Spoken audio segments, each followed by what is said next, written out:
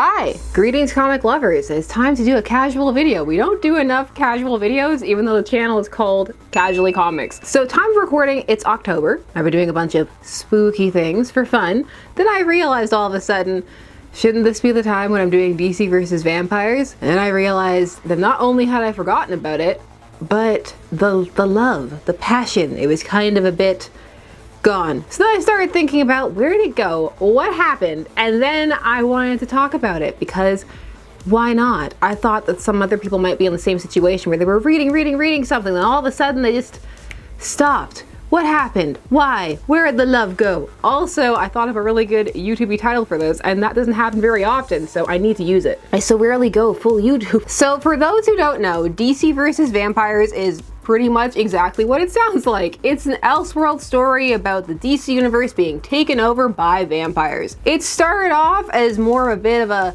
mystery with a lot of over-the-top action set pieces. Oh, I wish you hadn't said that. You traitor. You betrayed us. I didn't betray anyone. I evolved.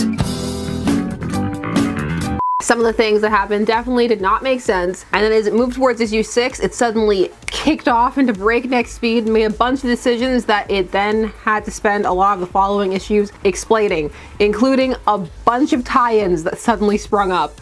There was also a hiatus, a huge hiatus, months. I was going through these issue by issue and having a good time doing it. All kinds of moments that will stay forever. We're the same, you and I. We're so alike, you and I.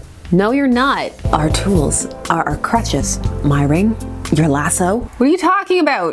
Vampire Hal Jordan, ridiculous. The fun with the memes that came from that was also a good time. And I even remembered it for part of the hiatus. Not all of it, but part of it. I remembered enough to do the tie-in issues, but I think that might be for me where the love started to die a little bit. You made this mistake when you were human too. Always think everyone looked up to you. I don't look up to you, dick. I never did. I always knew I'd be better than you when I got older. Those tie-in issues varied so much in tone and also raised so many more questions. There were just all kinds of gaps that were still left, and then when it finally got to the next issue, which I did read and then didn't end up covering, it became a question of a lot of catch up, a lot of, oh, this is really why these people did this, and then it became the whole, see, there was a plan the whole time. This isn't just being invented on the go, we had a plan. I still don't think I entirely buy that. Which is fine, but to me it gave the story a very it's being cobbled together kind of vibe, and not necessarily in the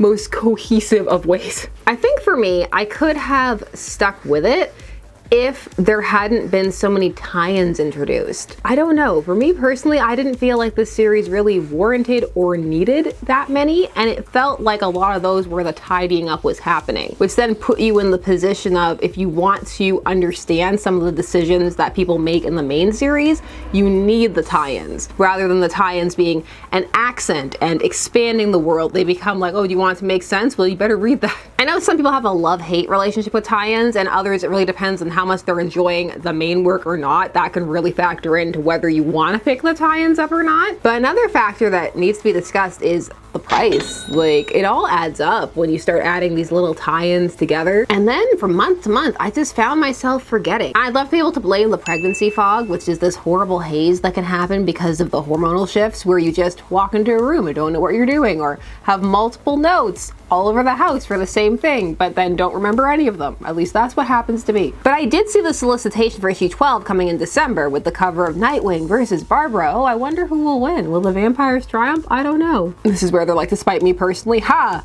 All hail Lord Nightwing. But upon seeing that solicitation, I realized that I didn't have any urge to cover it anymore. That feeling had just kind of gone away. It'll probably come back because I cycle through things, but it feels a little bit different than, say, how I've written Johnny Williams, aka Clayface 8, and just haven't filmed it yet. When it's all collected in a trade, maybe that'll make it a bit more palatable.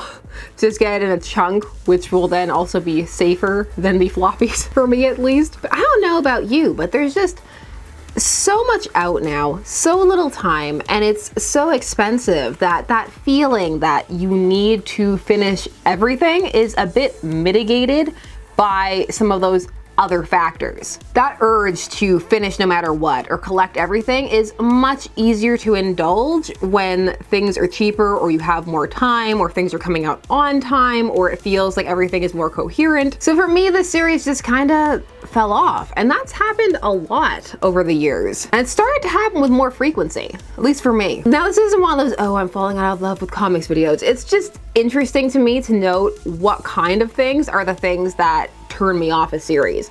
And I kind of wanted to hear what those things are for you. Was this a series you were following? And if so, are you still following it? Are you keeping up with it? Did you fall off? If so, where did you fall off and why? I don't know, I just find it interesting to be introspective every now and again. I really need to stop with the idea that more candid, talkative videos are just ridiculous. It's an urge. I'm fighting through it right now, even as I'm speaking. I'm like, no, too candid, not enough background images, not enough other things. But I'm like, no, it's good. It's good to just chit chat about things sometimes, because I do have this habit of just starting series and then stopping them on occasion and not even fully being cognizant of the fact that, oh yeah, I was covering that issue by issue, and then I just stopped. It's not that deep. I just lost interest. I might get it back. Who knows? If something really memeable happens, I definitely will. Because for me, at least, that's part of the enjoyment, is being able to engage with the work with others and have a chuckle about it or a nice, fun discussion about it. When I can't do that with the work, my interest in it diminishes a little bit. And then if the environment is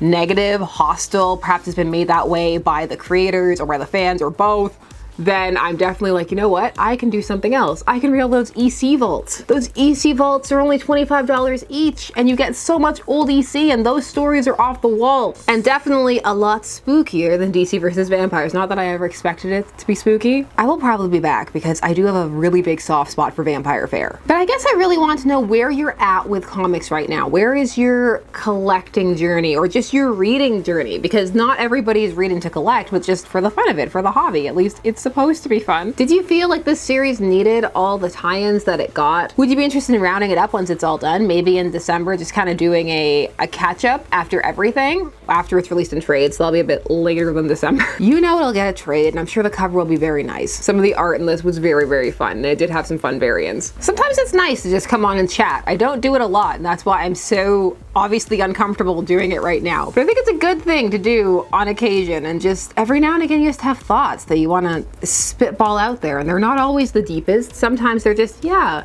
this was a thing I stopped reading. Why did I do that? It's just fascinating to go from covering something every month to forgetting that it exists. Has that ever happened to you with a comic? You were reading it and then for some reason it just completely slipped your mind? And if that did happen, did you come back to it? I can see some of you now being like, it got better, you've got to come back. Because I did see a whole, you see, Nightwing had a plan the whole time. That's why he blotted out the sun and burnt the rainforest. You're gonna have to work hard to convince me of the 4D chest of that one, DC versus Vampires. The one thing I do miss definitely about covering it is getting all vampire-y for every episode, or trying to get a bit goth-like, but I can still do that. I mean, there's no reason not to for regular videos. You can be goth-like whenever you feel like it. There were a few people who were curious about what happened to that series, very few, which I think may either speak to the viewers not being interested in it on this channel or people not reading it. Bit of both. It could be a lot of things, but for the few who did ask, I thought I would answer. If you like this more casual, candid style of video where we just chit-chat about stuff, even if it's not that deep, let me know and I will endeavor to do it a bit more often. It's certainly a lot easier to edit, so I appreciate that from a behind the scenes standpoint. Or you just need more scripted stuff. Get to the meat. Where is Johnny Williams Clayface 8?